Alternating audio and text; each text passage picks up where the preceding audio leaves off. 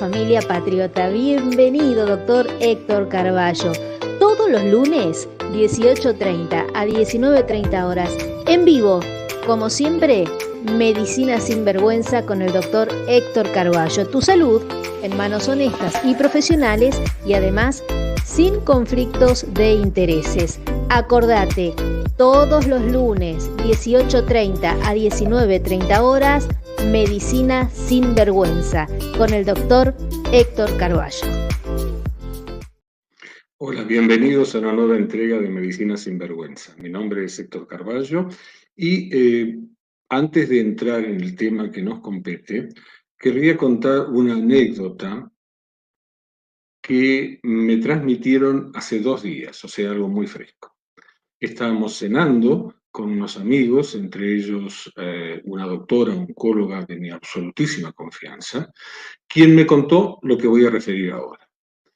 Ustedes quizás si han tenido problemas oncológicos o familiares con problemas oncológicos, saben que uno de los puntos que a veces limita los tratamientos es el descenso muy marcado de los glóbulos blancos durante el tratamiento de quimioterapia. Bueno, lo que pasa es que hay que tener en cuenta que hay ciertos límites que se pueden aceptar y con los cuales se puede continuar con la quimioterapia o se puede iniciar la quimioterapia, siempre y cuando hagan al contexto del paciente. Es decir, el paciente no es un número, el paciente no es una cantidad de glóbulos blancos, el paciente es un conjunto y no se puede compartimentalizar. Hay que tener en cuenta todo, no una cosa y la otra. Lo que le sucedió a esta doctora es que otra colega, oncóloga, supuestamente oncóloga, le remitió una paciente con un problema tumoral. Y le dijo, mira, no puedo empezar el tratamiento porque la paciente tiene 2.500 glóbulos blancos. El normal es de 5.000 a 10.000.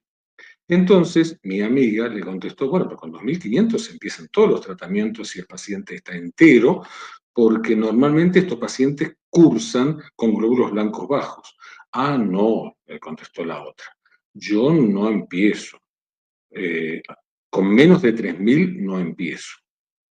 Bueno, pero si no empezás con menos de 3.000 no vas a empezar nunca, porque todos estos pacientes, insisto, suelen manejarse con 2.500 blancos, que es lo que dicen todos los libros de oncología que ustedes ven acá arriba. Pero contame, ¿en qué bibliografía te has basado para decir que no menos de 3.000? Dice, no, en ninguna bibliografía. Yo tengo un programa de inteligencia artificial a donde le pregunto, le digo que me conteste como si fuera un oncólogo con qué número de glóbulos blancos empieza un tratamiento. Y el programa le contestó 3.000. Y ella, tomando eso como si fuera el oráculo de Delfos, como palabra santa, no trataba a nadie con menos de 3.000. Esa doctora puede ser perfectamente reemplazada por una computadora, porque no tiene capacidad de pensar. Lo único que hace es repetir lo que le dice la inteligencia artificial, que a su vez es una acumulación de datos que virtieron seres humanos. Entonces, la anécdota va al punto de que hay médicos que pueden ser perfectamente reemplazados por inteligencia artificial. Es más, creo que su reemplazo le haría un bien a los pacientes. Pero el médico en serio, el que toma al paciente en su conjunto, el que se toma el tiempo necesario para hacer las preguntas que corresponden, para hacer una historia clínica, para hacer un interrogatorio adecuado, para hacer un examen físico completo, y que a su vez entiende que el ser humano es un conjunto de mente, espíritu y cuerpo, y que no se pueden deslindar uno de la otra, y entiende y empatiza con esas premisas, ese no puede ser reemplazado. Porque puede haber inteligencia artificial, pero no hay sentimientos artificiales. Entonces, la otra parte, la parte que hace al rapport entre el médico y el paciente, la verdadera relación médico-paciente, no puede ser reemplazada por la inteligencia artificial.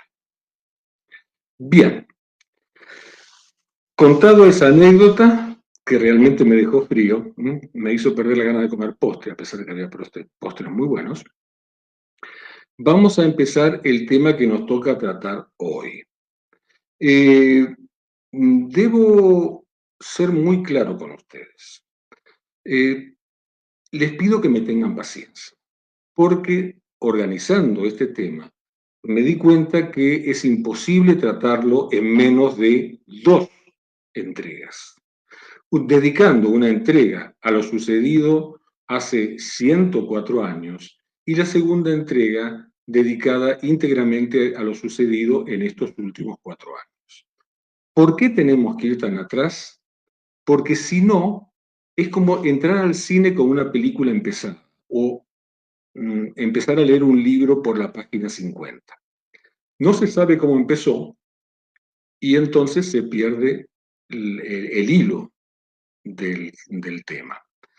Y además, porque quien recuerda el pasado entiende mejor el presente y está prevenido para el futuro. Así que les pido que me tengan paciencia y que consideren que tenemos que arrancar sí o sí para hacer las cosas bien 104 años atrás. Entonces, vamos a empezar, siempre con la ayuda indispensable de Verónica, con la primera imagen.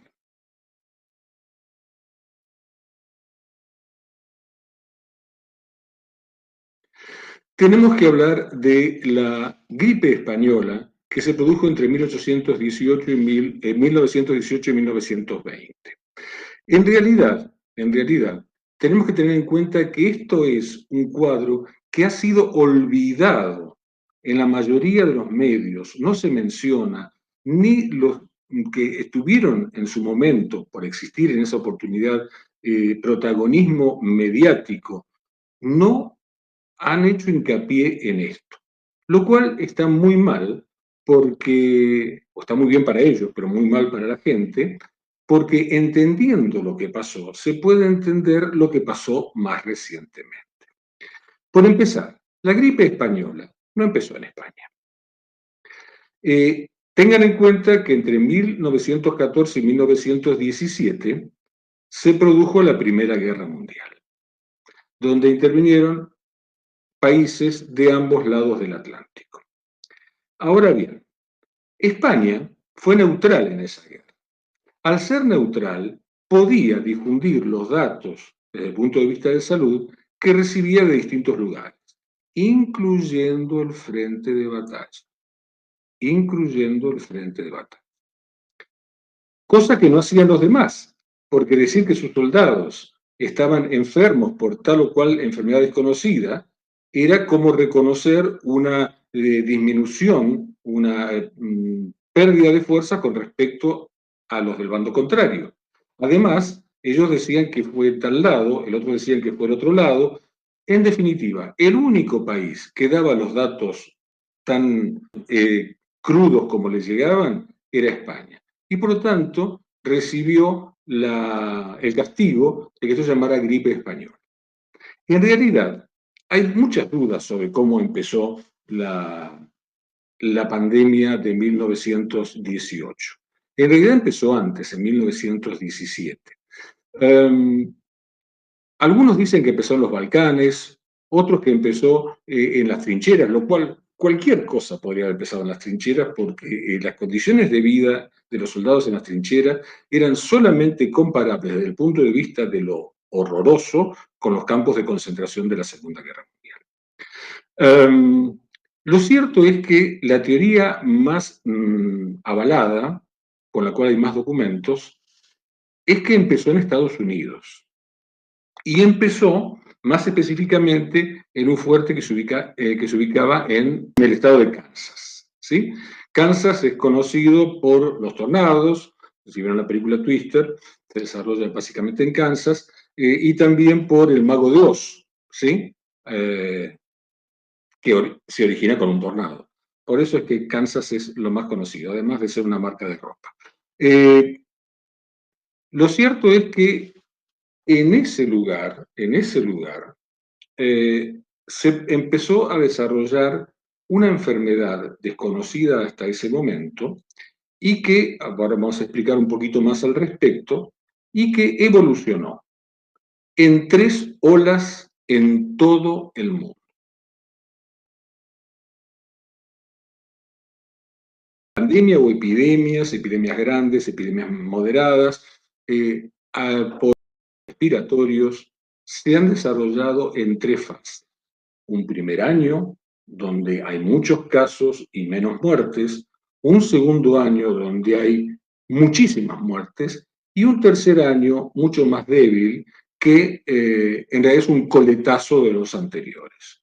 Por eso cuando se habla de la pandemia del 18 al 19, no es tal, porque en realidad arrancó un poquito antes, pero considerando 18 como comienzo, terminó en el 20. Y eso lo sabemos muy bien en Argentina. En Argentina comenzó en 1918. ¿Por dónde podía entrar? Por el puerto. De la misma forma que mucho más recientemente el primer caso se detectó en el aeropuerto, en aquella época el primer caso entró por el puerto. Se difundió por toda la ciudad de Buenos Aires y a través del ferrocarril, cuando digo a través del ferrocarril no quiero decir que el boleto, sino que a través de pacientes incubando la enfermedad que viajaron, a través del ferrocarril, decía, se extendió al resto del país, donde produjo un daño muy grande debido a la falta gravísima de infraestructura sanitaria que había en esa época. Posteriormente, se produce la segunda ola que vuelve del interior a la capital y esa es la que hace un estrago donde, por más que la capital siempre tuvo la mayor infraestructura de salud, no alcanzaba ni por casualidad. Y en 1920 se produjo la última oleada, mucho más pequeña, como digo siempre, un coletazo de los 2 años anteriores. Por eso es que duran 3 años. Bien. El virus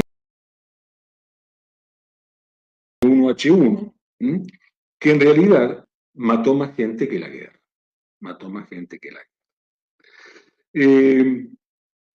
Todo parece indicar que comenzó en ese fuerte de Kansas que yo les mencionaba y por la acción de John Rockefeller, o más exactamente de los médicos del Instituto Rockefeller, instituto dedicado a la investigación médica que luego se transformó en la Universidad Rockefeller. Experimentaron en los pacientes, en los soldados que estaban bajo bandera, contra la meningitis, que fue experimentada o fue preparada o elaborada a partir de suero de caballos.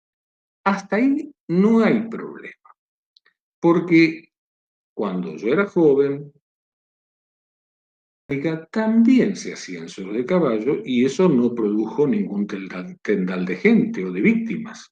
Simplemente había que tener cuidado de no comer pescado, no comer fiambres, porque uno podía tener una reacción alérgica. Pero salvo eso,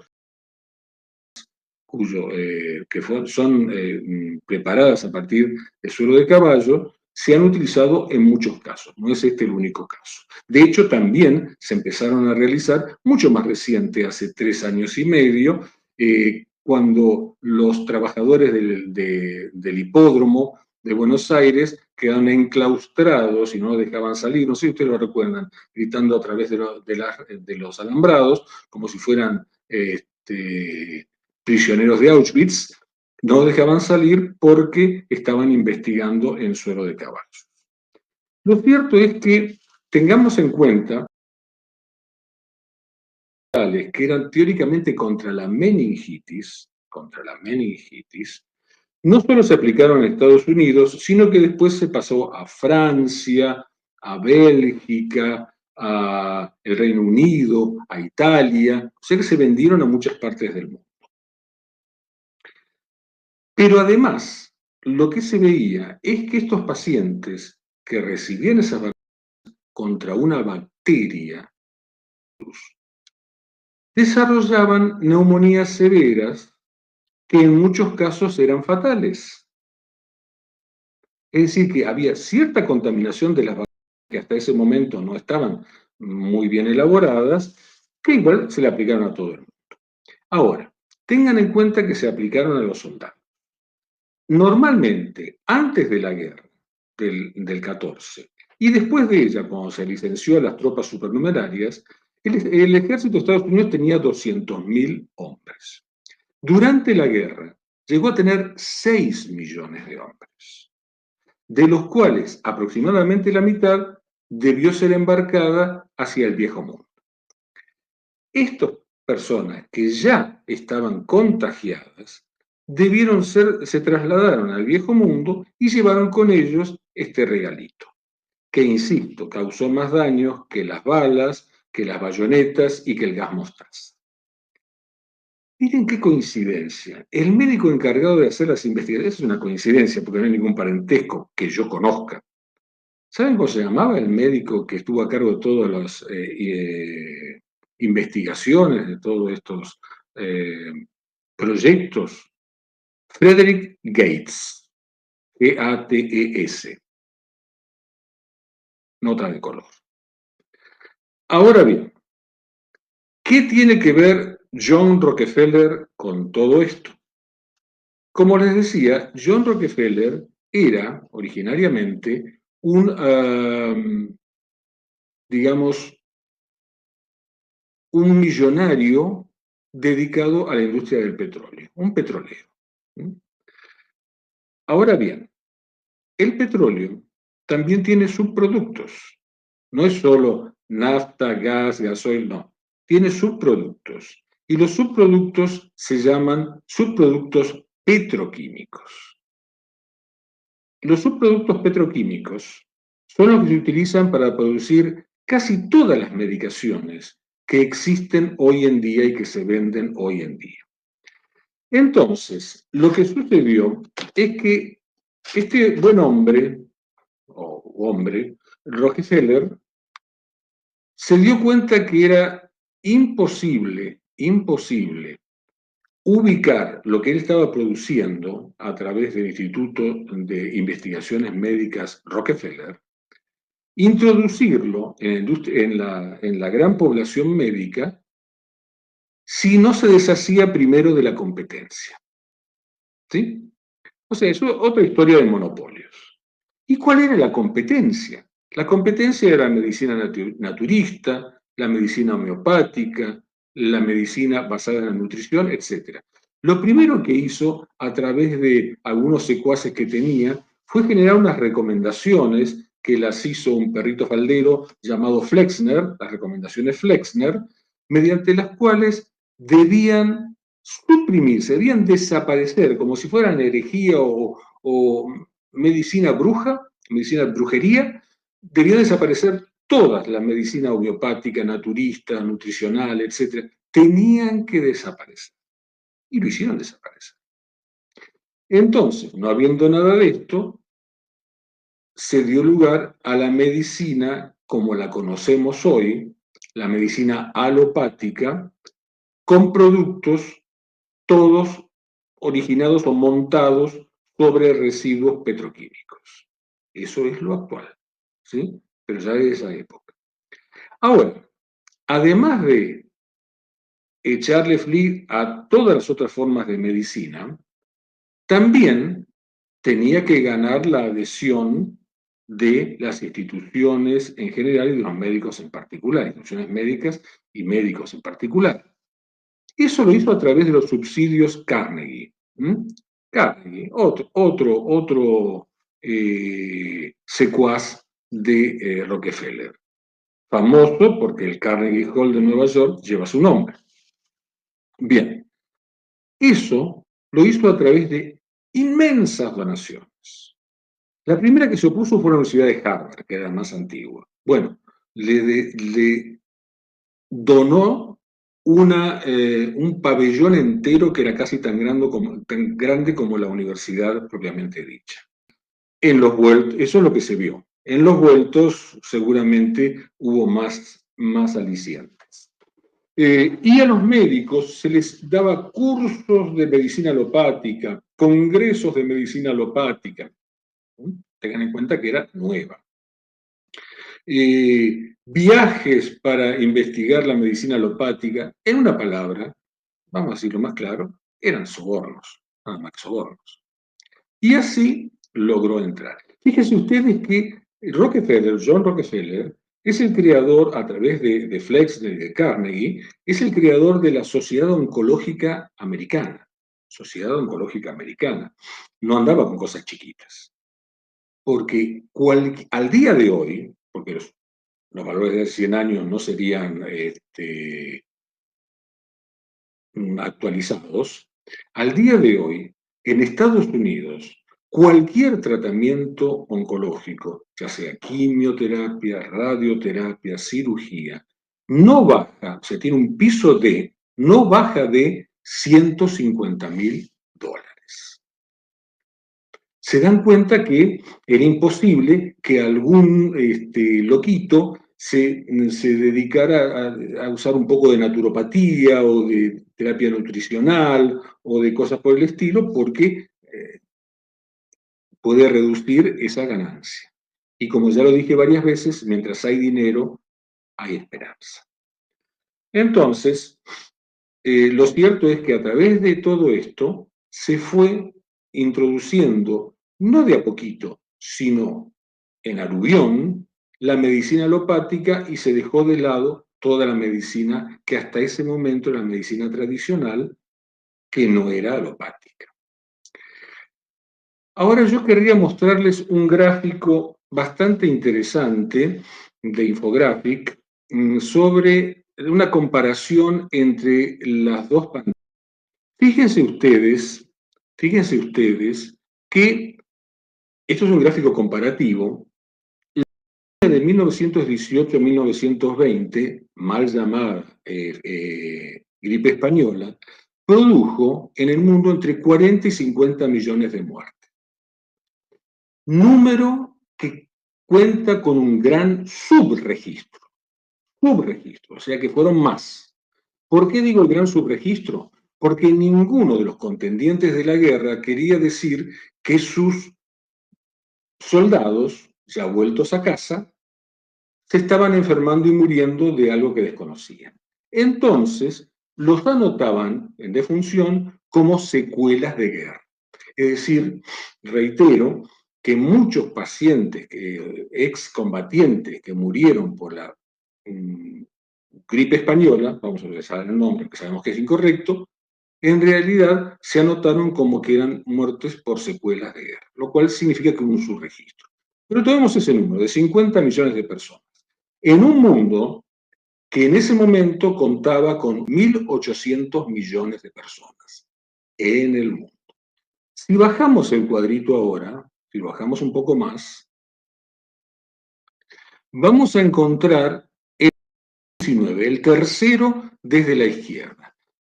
19 con 6 millones de muertes, que a lo largo del tiempo se pudo haber extendido hasta 10 millones de muertes. Ahora, fíjense ustedes, vamos a hacer, y acá hay un gran sobreregistro, cosa que vamos a hablar la semana que viene. Acá no es un subregistro, sino un sobreregistro, pero vamos a aceptar los números como que fueran absolutamente ciertos. Vamos a darle ese changüí. En un mundo de 1.800 millones de habitantes, hubo 50 millones de muertos. En el 2018, el mundo estaba poblado por 7.600 millones de habitantes, es decir, casi 4 veces más. Un poco más de 4 veces más, pero menos de 5 veces más. ¿Vamos bien hasta ahí? Entonces, murió 5 a 6 veces menos gente en un mundo con 5 veces más de población. 5 por 5, 25, un cálculo a grosso modo, quiere decir que la mortalidad debida a los hechos más recientes de los últimos 4 años fue 25 veces más chica que la de la gripe española, o sea, de la pandemia de 100 años antes. Estos son números fríos. A quien ha perdido un ser querido, una persona de su amistad, un familiar, un hijo, un hermano, la esposa, el esposo, un padre, estos números no le sirven para nada. ¿Por qué? Porque la pérdida de esa persona, de ese entorno familiar, fue del 100%. ¿Sí? Pero, tomados como números fríos, es indudable, porque estos son números reales, sacados de datos oficiales, es indudable que la más reciente fue 25 a 30 veces menos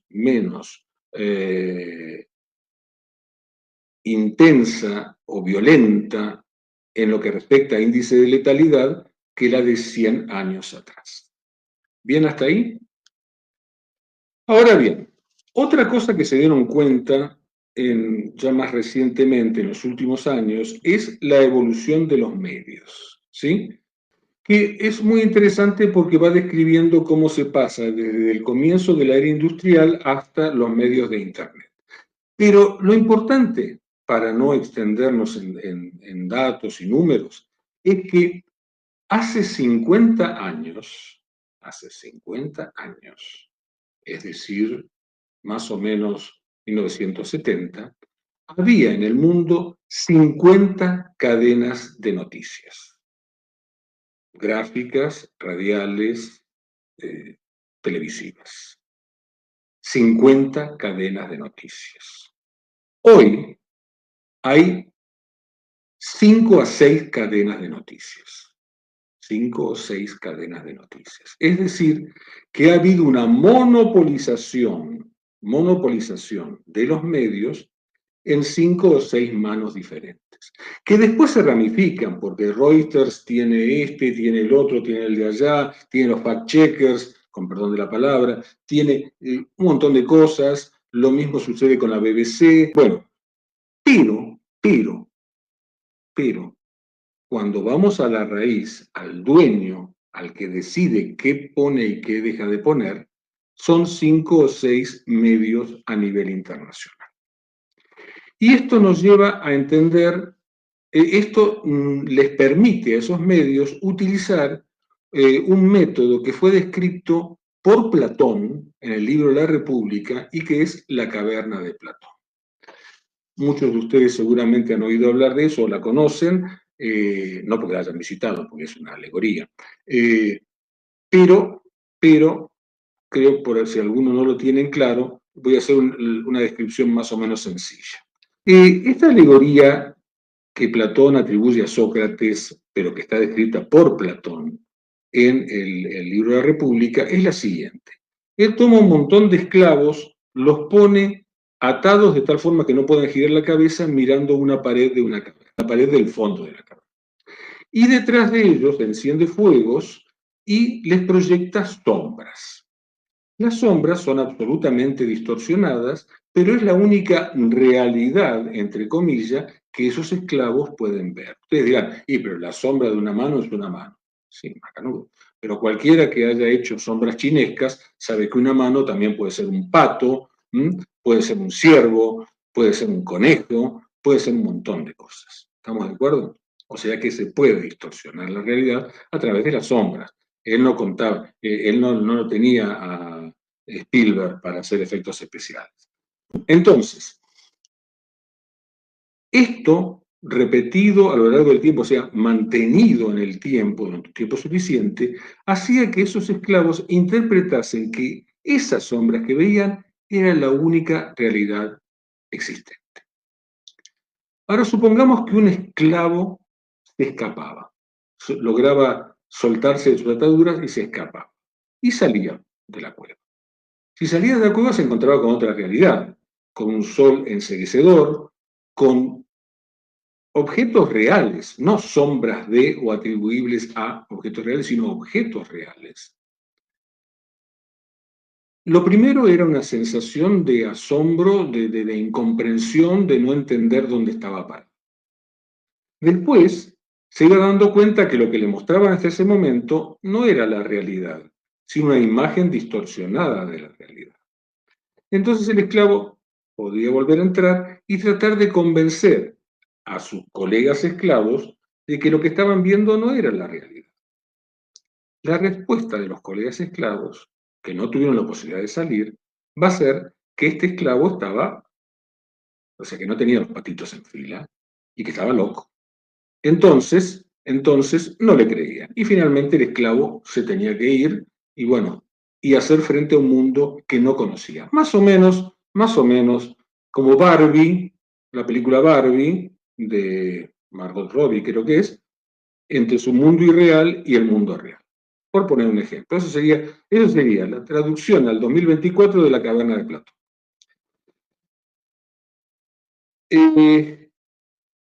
Esto permite dar una imagen distorsionada que fue muy utilizada en la Segunda Guerra Mundial por Goebbels, el encargado de la propaganda nazi, que repartió radios para todo el mundo, en ese momento había televisión, entre las radios y el periódico pasaban información, que no era información, era falsa. Pero bueno, la gente termina creyendo. Y el mismo Goebbels dijo que si una mentira se repite lo suficientemente, se termina aceptando como realidad. El miedo y la alienación social como armas de dominación a través de la historia y en la época contemporánea. Un trabajo muy interesante que lo pueden encontrar en LinkedIn y que realmente es, a ver, ese dibujo que tienen ahí arriba es la forma portátil de la caverna de Platón. Esos son las anteojeras que se ponen a los caballos para que no se distraigan y vayan siempre para adelante. Entonces, vendría a ser la caverna de Platón en su variedad portátil. ¿Bien? Entonces, lo que se hace es infundir miedo, por todos los medios posibles. Miedo cercano al terror y al pánico. Con el miedo, la conducta humana se desestructura, se desnaturaliza. El miedo paraliza, el miedo acobarda, el miedo enceguece. Y bueno, una vez que se indujo el miedo a gran escala, se puede ofrecer la solución. Y la gente la va a aceptar como una bendición del cielo. Es decir, si yo les recomiendo una película, Don't Look Up, no mires hacia arriba, con Leonardo DiCaprio, Meryl Streep y un elenco muy bueno. Pasó casi sin pena ni gloria, porque realmente surgió en la época, en los últimos 4 años, más exactamente creo que hace 2 años, 3 años, y es un calco de lo que ha sucedido en los últimos 4 años, de lo cual, no me quiero adelantar, vamos a hablar en el episodio del lunes entrante, si Dios quiere. Don't Look Up, no mires hacia arriba. Leonardo DiCaprio, Meryl Streep. Se las recomiendo. Es muy interesante esa película. Bueno, el miedo y el control social van de la mano. Si uno genera miedo, indudablemente produce la alienación que mencionábamos recién y eso permite controlar a las masas. O controlar, masas suena feo, a la sociedad. Ahora bien, si avanzamos un poquito más, pasamos a tener en cuenta el tema de los grandes fabricantes farmacéuticos. En cada país, la industria farmacéutica, no estoy hablando de los revendedores, en cada país que tiene industria farmacéutica, esa industria farmacéutica es más poderosa que el gobierno de ese país.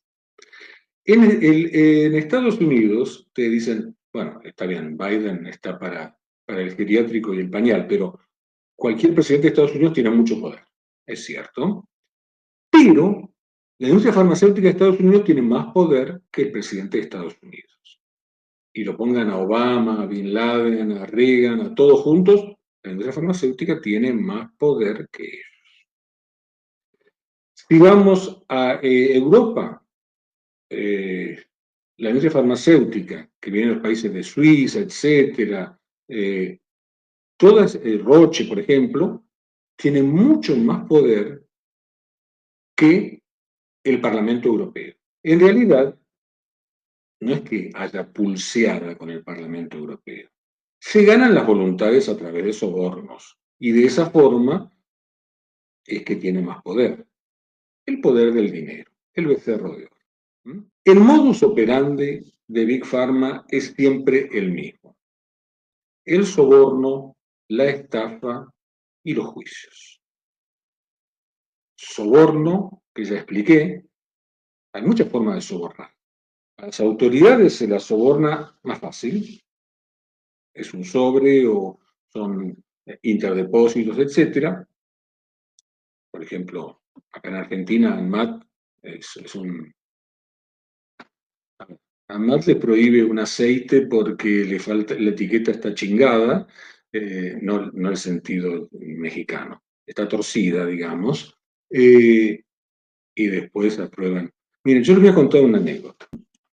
Cuando asumió Menem, eh, quedó a cargo del Ministerio de Salud de Nación y por lo tanto del ANMAT, Matilde Menéndez, que algunos la sintieron nombrar. Bueno, su primer acto de gobierno, por así decirlo, dentro del ministerio, fue aprobar aproximadamente 15 productos que no se utilizaban en otra parte del mundo y que no habían pasado a la fase 3 ni 4. Claro, esos 15 productos correspondían a 5 o 6 laboratorios. Los laboratorios hacen o sea, no se imaginan lo que sale a hacer las últimas fases de investigación. Son millones y millones y millones decenas de millones de dólares. Hicieron una vaquita, habrán puesto que sea 1.000.000 cada uno, fueron y al día siguiente estaban aprobados todos esos medicamentos para la venta, no para la investigación, para la venta. Así, Matilde Menéndez, que ustedes la conocen, parentesco con otras personas públicas, pasó de 3 ambientes en el 11 a un triplex en la calle República de la India, al costado del zoológico. No tengo nada en contra del 11, mis padres en el momento vivieron en el 11, pero la verdad que República de la India y al costadito de lo que era el zoológico es mucho más caro. Y un triplex, no un 3 ambientes. Y bueno, como eso, todo. Entonces decía que los sobornos, las estafas y los juicios que después se comen los juicios en la industria farmacéutica, pero están contemplados dentro del balance de ingresos y egresos. No vayan a creer que alguna industria farmacéutica de las grandes ha colapsado por los juicios, ni por casualidad. Si ustedes vieron la película Helen Brockovich, está basada en un hecho real, trabaja Julia Roberts, como verán me gusta mucho el cine. Era por el tema de los residuos tóxicos que se liberaban, pero la industria no quebró. Y era una industria cosmética, ni siquiera era farmacológica, que son más poderosas. Bien, entonces sí, vamos a hablar un poquito de la OMS. ¿Por qué la OMS se financia o es tan dependiente del financiamiento privado? La OMS recibe de su financiación solo un 20% a nivel estatal, de los distintos estados que forman parte de las Naciones Unidas. 20%. Pero la expansión de la OMS ha sido tan grande que con ese 20% no podría haberlo hecho. Recuerdan incluso que el presidente Donald Trump le quitó el respaldo de la OMS por considerar una cueva de ratas. En ese sentido tengo que darle la razón. Y después, por supuesto, Biden se lo devolvió. La Fundación Bill y Melinda Gates es el principal aportante. Por lo tanto, nadie muerde la mano que lo alimenta. Nadie muerde la mano que lo alimenta.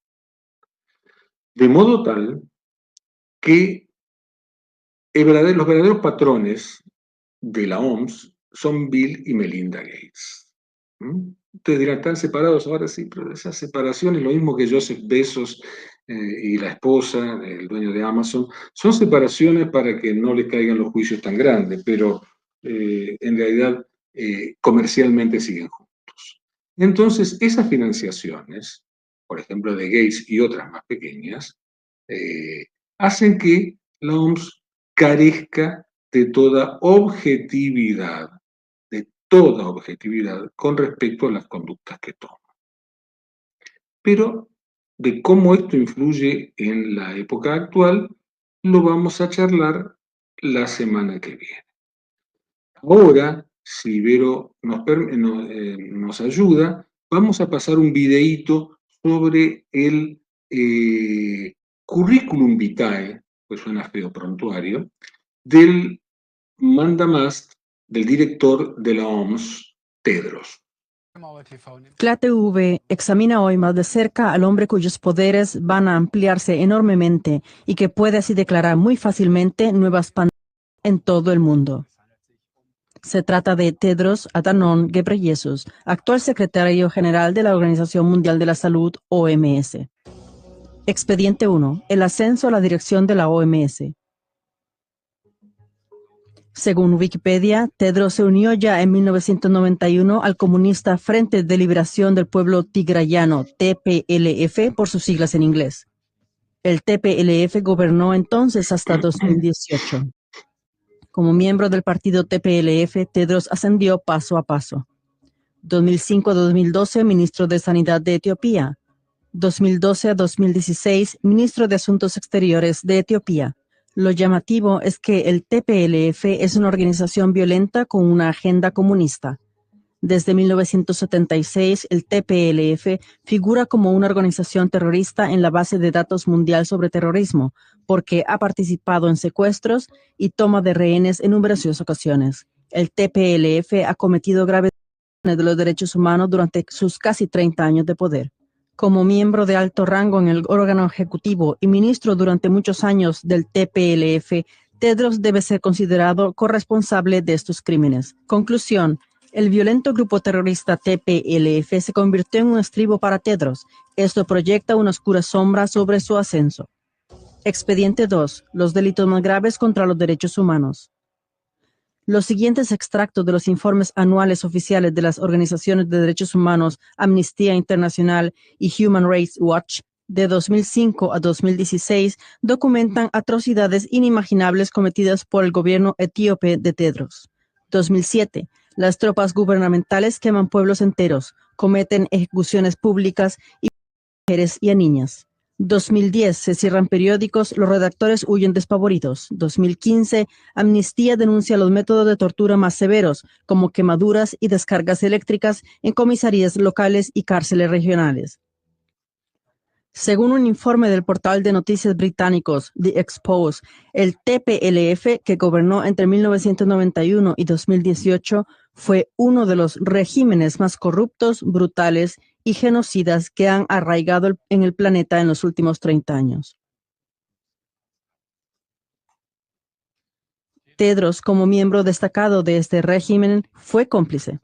Resumiendo el régimen de Tedros en Etiopía, el portal de noticias británicos The Expose afirma: el gobierno del TPLF cometió innumerables masacres. El doctor Tedros era parte integrante del TPLF, que mantenía su poder masacrando a cualquiera que se atreviera a desafiar sus tácticas opresivas. Conclusión. Los crímenes más brutales contra la población civil durante su etapa como ministro responsable sacan a la luz su falta de conciencia y lo convierten en inaceptable. Expediente 3. Crimen como ministro de Sanidad.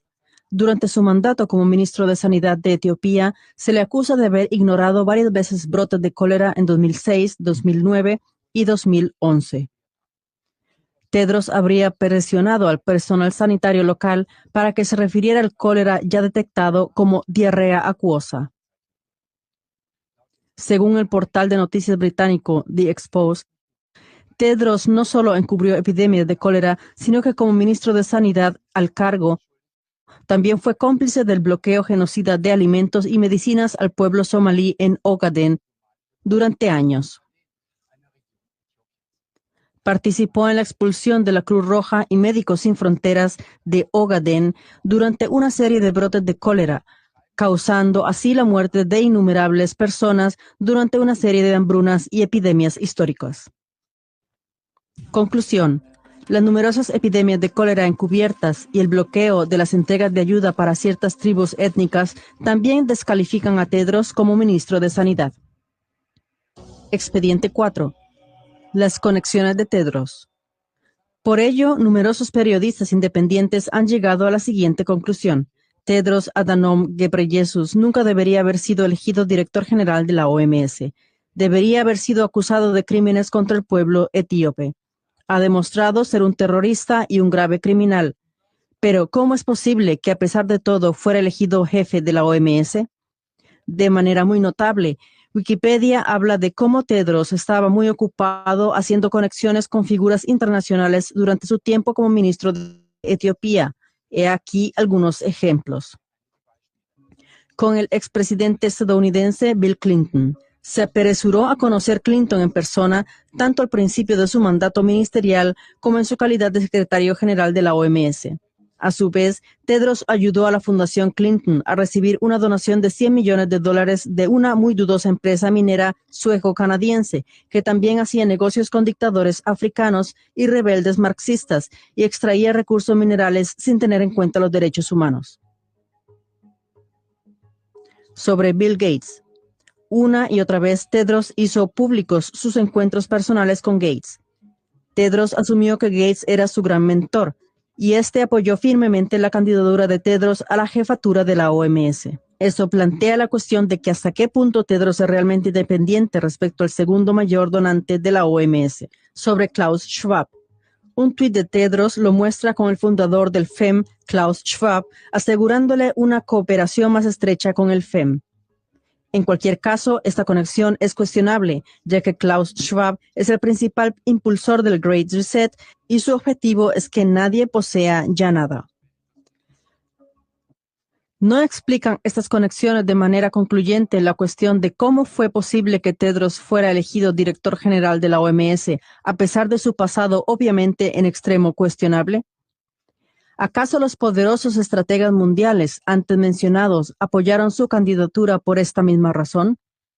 Debido a su implicación en los crímenes más graves, estos cerebros en segundo plano pueden ejercer su influencia sin restricciones. Conclusión. Los estrategas mundiales estrechamente relacionados con Tedros le han convertido en el jefe de la OMS. Expediente 5. De la dictadura sanitaria a la dominación mundial. En gran medida desapercibido para el público, Tedros y sus mentes maestras en segundo plano están planeando el próximo golpe, la expansión masiva de su poder sobre los 194 estados miembros de la OMS y, por lo tanto, sobre casi todo el mundo. El Tratado de la OMS contra la versión final del Tratado de la OMS debe estar lista para la 77ª Asamblea Mundial de la Salud en mayo de 2024 y entonces debe ser ratificada por los 194 Estados miembros. Este tratado convertiría a la OMS, con su director general Tedros, en el líder absoluto de la política sanitaria internacional. La modificación del Reglamento Sanitario Internacional. La OMS, que hasta ahora era un órgano consultivo, se convertirá en el líder mundial jurídicamente vinculante. En pocas palabras, las recomendaciones se convertirán en órdenes. Se suprimirá el pasaje que establece que deben tenerse en cuenta los derechos humanos y las libertades fundamentales. Tedros podría entonces declarar una emergencia sanitaria mundial en caso de peligro potencial inminente y así, por ejemplo, prescribir medicamentos obligatorios para el tratamiento, hacer obligatoria la vacunación, introducir certificados de análisis obligatorios o imponer restricciones a los viajes. Conclusión. La enorme expansión del poder del director general de la OMS, planificada de forma encubierta, tiene por objeto otorgar a un hombre poderes que le convertirán probablemente en el hombre más poderoso del mundo. El pasado altamente criminal y terrorista de este hombre, revelado en este documental, en combinación con este planeado aumento de poder, llevará inevitablemente a la esclavización de los pueblos. Llamada de atención internacional a los pueblos de todas las naciones. Honorables espectadores, la esclavitud de los pueblos ha sido tan insidiosamente maquinada que los cambios al Reglamento Sanitario Internacional que han sido señalados entrarán automáticamente en vigor si no son expresamente contradichos. Cualquiera que guarde silencio al respecto estará automáticamente de acuerdo. Informe a los diputados de su distrito electoral. En nuestro sitio web original www.clatv ponemos a su disposición un documento descargable para obtener información más detallada a continuación de la emisión. En él se explican las principales razones por las que se deben rechazar estos tratados. Ayude a difundir por todos los medios el escandaloso trasfondo del expediente Tedros. Dé a conocer el expediente Tedros en Facebook y TikTok. Bueno, uno podría decir, oh, esto es extremadamente tendencioso, vaya a saber si es cierto. Si uno, antes de pasarlo hay que investigar, eso es cierto.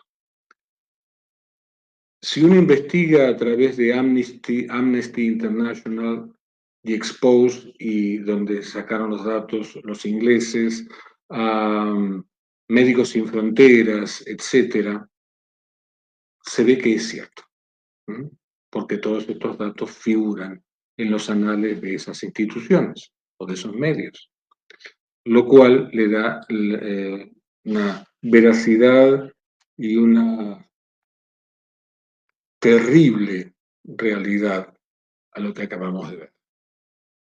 Bien, con esto medianamente terminamos la introducción de lo que vamos a hablar la semana que viene. Ya nos vamos a dejar todo lo que es el pasado, pero que sirvió para explicar cómo llegamos al presente. Vamos a ir al pasado reciente, es decir, los últimos 4 años, y veremos lo que pasa. Les comento una sola cosa. En la reunión multitudinaria, la Asamblea General de la OMS, fueron los países africanos los que se negaron a firmar. Y al negarse a firmar, se cayó el tratado. Modificaron, o sea, ¿qué conductas siguieron? 2, los que quieren que se firme el tratado. Por empezar, probablemente no haga falta mayoría absoluta, sino mayoría simple. O sea, es cambiar las reglas de juego en la mitad del partido. Y en segundo lugar, ustedes no se imaginan las presiones que están ejerciendo sobre varios países africanos, específicamente los que votaron en contra. Yo tengo muchos amigos en distintas partes de África, en Zimbabue, en Níger, en Nigeria, etc. Y es increíble la presión que están ejerciendo. Pueden voltear gobierno con tal de lograr el pulgar hacia arriba. ¿Cómo vamos, Vero?